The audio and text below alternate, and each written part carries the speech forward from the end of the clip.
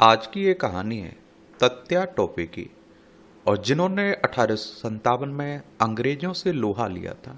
तो इनके बारे में एक सामान्य जानकारी हम लोग देख लेते हैं, जान लेते हैं।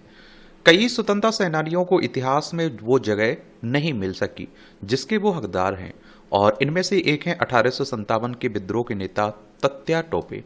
एंडी वार्ड अपनी किताब कानपुर 1857 में लिखते हैं कि 1857 के सभी विद्रोहियों में तत्या टोपे सबसे प्रतिभा संपन्न सिपर सलाहकार थे। टोपे का कद नाटा था, लेकिन वो हिष्ट पुष्ट और तुरंत फैसला लेने वाले कमांडर थे।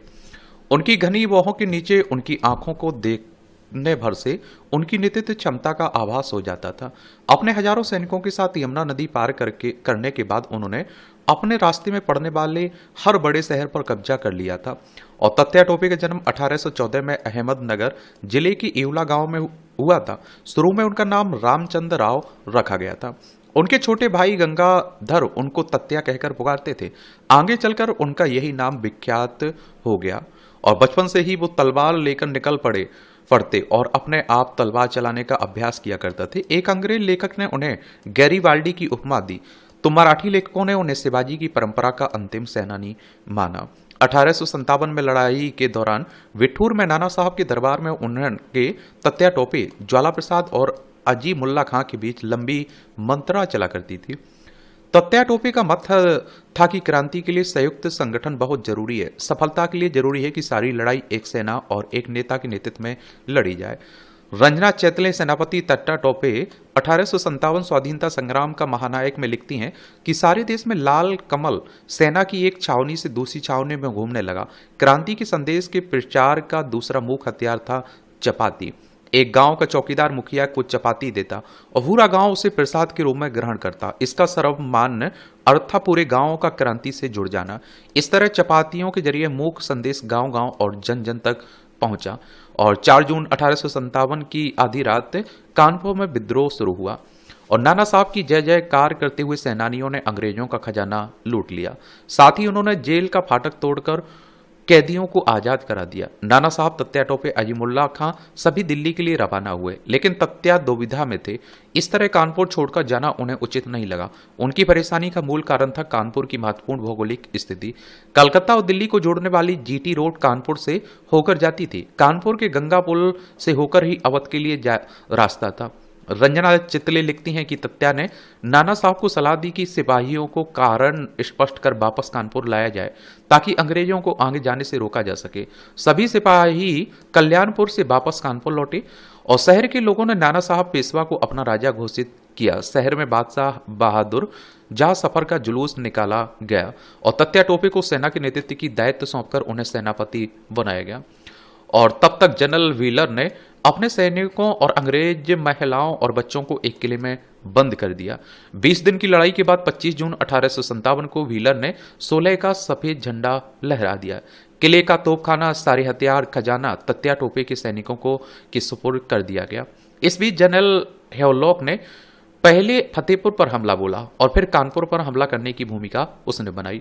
अपनी किताब dateline 1857 revolt against the Raj में रुद्रांशु बनर्जी लिखते हैं कि हेवलॉक ने पांडु नदी पार कर ओंग में नाना साहब के सैनिकों को हराकर 17 जुलाई को कानपुर में प्रवेश किया। लेकिन उसके कानपुर में घुसने से पहले विद्रोहियों ने सत्ती चौरा घाट पर बिबली घर में कैद अंग्रेज महिलाओं और बच्चों को मारने का फैसला किया और उनकी हत्या के लिए 4 या 5 पेशेवर हत्यारों को तलवारें और लंबे चाकुओं के साथ वहां भेजा गया। उन लोगों ने बंदियों की हत्या कर उनके सब एक कुएं में फेंक दिए। जब जेम्स नील अपने सैनिकों के साथ कानपुर में घुसा तो उसने आदेश दिया कि गिरफ्तार किए गए सभी लोगों को फांसी दे दी जाए। यही नहीं, उसने ये भी कहा कि फांसी के बाद सभी ब्राह्मणों को दफनाया जाए, मुसलमानों को जलाया जाए। 9 नवंबर को तत्या टोपे ने काल्फी के किले पर कब्जा कर लिया। तत्या की सेना में आसपास के पराजित केंद्रों इलाहाबाद, फतेहपुर और बनारस के सैनिक जुड़ने लगे। जैसे ही अंग्रेज फौज विद्रोहियों से लड़ाई के लिए लखनऊ रवाना हुई, तत्या टोपे के जासूसों ने एक खबर उन तक पहुंचा दी। उन्होंने तुरंत कानपुर पर हमला करने का फैसला किया। इस बीच 24 नवंबर को अवध की ओर से बड़ी संख्या में सैनिक तत्या टोपे की सेना से आ मिले और अंग्रेजी सेना ने अचानक आगे बढ़कर हमला किया। तत्या टोपे की सेना पीछे हटने लगी और अपनी सेना को पीछे हटाकर दुश्मन को जीत का एहसास दिलाने की मनोवैज्ञानिक तकनीक में तत्या माहिर थे। और चार्ल्स बॉल ने अपनी किताब the history of the Indian mutiny में लिखा, अंग्रेजी सेना जीत की खुशियां मना रही थी, उसी समय तत्या टोपे की सेना तीन तरफ से अंग्रेजों सेना पर टूट पड़ी और तत्या टोपे ने अपनी सेना को दो भागों में बांट दिया। एक भाग ने अंग्रेजी सेना के दाहिने ओर से और दूसरे ने बाईं ओर से हमला किया। उन्होंने इतने जोरों से मारकाट की अंग्रेज सेना को भागने के सिवाय और कुछ नहीं सूझा। अंग्रेजी सेना तो पस्त हो गई, लेकिन उनके साथ आई सिखों की पलटन में ने हिम्मत बांधी रखी। एंड्रयू वार्ड ने अंग्रेज सिपाहियों की घबराहट का वर्णन करते हुए लिखा, अफसरों के धमकाने के बावजूद विंडहैम के सैनिकों ने अपने ठिकाने छोड़कर किले में शरण लेने की कोशिश की। वहां तैनात एक वरिष्ठ सिख सैनिक ने उन्हें रोकने की कोशिश की ताकि वो कतार बनाकर किले में घुसे, लेकिन वो उसे धक्का देते हुए किले में घुस गए। इस लड़ाई में अंग्रेजी सेना के ब्रिगेडियर विल्सन मारे गए। तत्या टोपे ने कंपनी का झंडा उखाड़ फेंका और उसकी जगह सेनानियों का झंडा, हरा झंडा लहरा दिया। विद्रोहियों ने फिर से नियंत्रण में आए कानपुर शहर पर शासन करने की कोशिश नहीं की, क्योंकि तब तक पूरा शहर दोनों तरफ की गोलाबारी से खंडर में बदल चुका था। कानपुर में तत्या टोपे की जीत की खबर सुनते ही जनरल कैंपबेल ने लखनऊ की जिम्मेदारी जनरल ऑटम को सौंपी और 3000 सैनिकों के साथ कानपुर की तरफ बढ़ चला। कैंपबेल ने गंगा तट से विद्रोहियों पर गोले आप देखते हैं कि बरसाने शुरू कर दिए। विद्रोहियों ने जवाबी गोले दागे, लेकिन अंग्रेजी सेना का वार तेज था और जिससे आप देखते हैं कि उनका गंगा पार करने का रास्ता साफ हो गया। कैंपबेल की सेना ने कानपुर में प्रवेश किया और तत्या टोपे के पास पीछे हटने के सिवा कोई रास्ता नहीं बचा और उन्होंने वहां से बिठूर का रुख किया। उन्होंने हिम्मत नहीं हारी। इस बीच उन्हें खबर मिली कि झांसी पर अंग्रेजों ने हमला बोल दिया और वो तुरंत रानी लक्ष्मीबाई की सहायता के लिए चल पड़े। कर्नल ब्रूस सेल मेल्सन ने अपनी किताब हिस्ट्री ऑफ इंडियन म्यूनिटी 1857-98 में लिखा कि जनरल ह्यूरोज ने देखा कि रानी की सहायता के लिए 20,000 सैनिक पहुंच चुके थे और जिनका नेतृत्व एक ऐसा शख्स कर रहा था जो 2 बार कानपुर में अंग्रेजों को हरा चुका था। उत्साह से भरा हुआ था। रोज ने झांसी के किले के घेरे से अपनी सेना कम कर दी और अपनी पूरी ताकत तत्या से लड़ाई में लगा दी। आखिरकार तत्या की सेना को मैदान छोड़ना पड़ा। इस प्रसंग का वर्णन करते हुए राइस होम्स ने अपनी किताब history of the Indian mutiny में लिखा कि तत्या ने लक्ष्मीबाई से कहा, जब हम अपनी सेना के साथ आपकी सहायता के लिए आए थे, उस समय अगर किले से गोले बरसाए जाते तो अंग्रेजों की एक ना चलती और जीत हमारी होती। इस पर लक्ष्मीबाई का जवाब था कि किले के एक हवलदार ने ये कहकर हमें हमले से रोका कि अंग्रेज सिर्फ हमले का दिखावा कर रहे हैं ताकि हम लोग किले से बाहर निकल आए। इसके बाद राव साहब, तत्या टोपे, रानी लक्ष्मीबाई और बांदा के नवाब अपनी सेना के साथ ग्वालियर की तरफ बढ़े और आप देखिए 31 मई 1858 को ग्वालियर के किले पर पेशवा का झंडा फहरा दिया और ग्वालियर के राजा जयाजी राव सिंधिया भागकर आगरा चले गए क्योंकि अंग्रेजों से मिले हुए थे।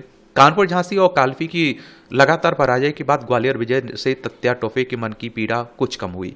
उस समय ग्वालियर में विद्रोही नेता उत्सव आयोजन कर खुशियां मना रहे थे।